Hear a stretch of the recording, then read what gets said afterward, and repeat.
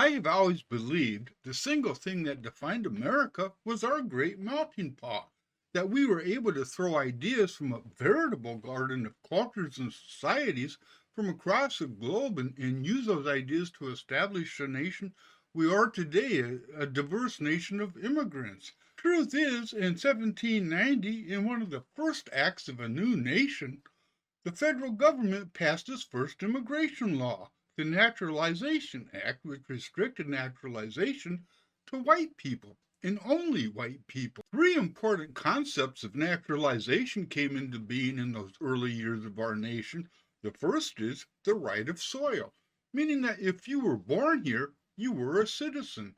The second, the right of blood, which means that children born to American citizens while living abroad were citizens. And last is what is known as pledged allegiance, which is exactly what it sounds like, and reiterated in our Pledge of Allegiance, which came to national prominence in its first version of 1892 and a final version of 1954, when God was added to our Pledge of Allegiance. On a personal note, I've always had a working knowledge of how important immigration has had to the founding of America, to the growth and development of our nation. But if you really want to understand immigration and how the influx of people from all over the world changed our nation, study the history of immigration law.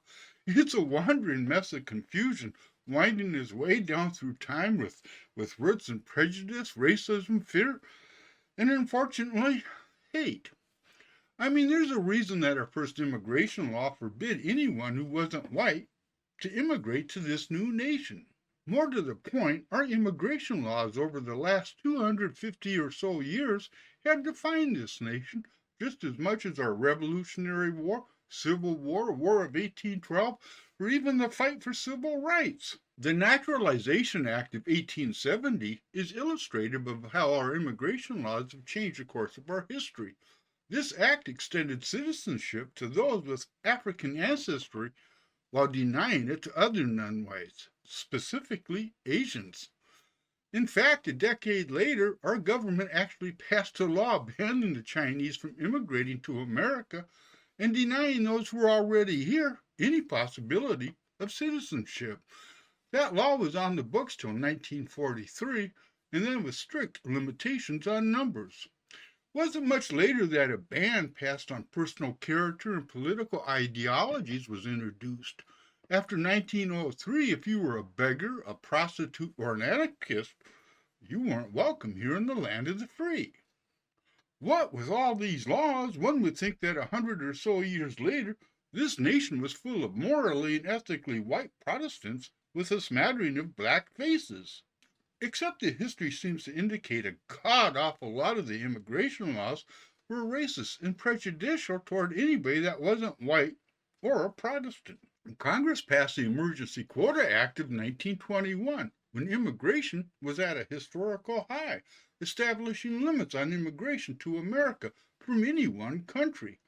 The reasoning was to prevent undesirables from entering America, undesirables such as Italians, Poles, and Slavs, most of whom were, well, Catholic.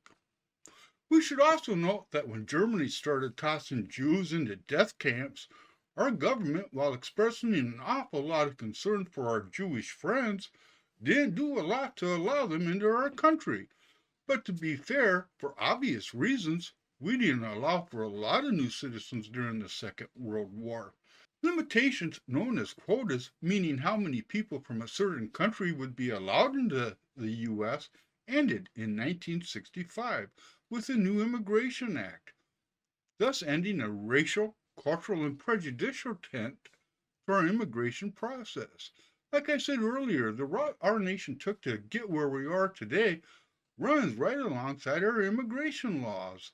That route, for the masses that came to our shores, the destitute, the poor, those people seeking a better life, was a path of hard work, poor living conditions, inequality, and injustice. Sure, in some ways it's much better today, but ask the Irish, the Italians, how they were treated back in the day when their not too distant grandparents and great grandparents passed through Ellis Island in pursuit of the American dream. And good Lord, we didn't get a Catholic president till JFK, and there's a reason for that. Doesn't seem to matter what new wave of immigrants is arriving on our shores to make a new life. Those that came before them on the immigration train is going to cuss and yell at them and call them all dirty names. Because that's what we do here in the land of opportunity. Yep, when I did this. Yeah. This one was an interesting video, and I'm going to tell you why. Because it started out as just a video that I wanted to do about immigration, the history of immigration. So I started looking at immigration law, and it's like, it's all up until 1965, our immigration laws were racist. They were hateful. Yeah. I mean, I always knew that I don't know what I knew. It was,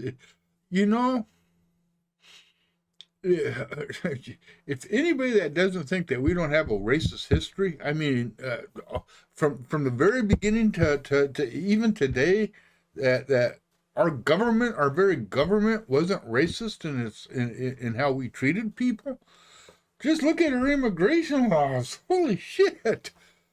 It was just an eye opener. It really was, and I'll leave it at that. It was an interesting eye opener. It really was, and I hope you enjoyed it, and I hope you took something away from it.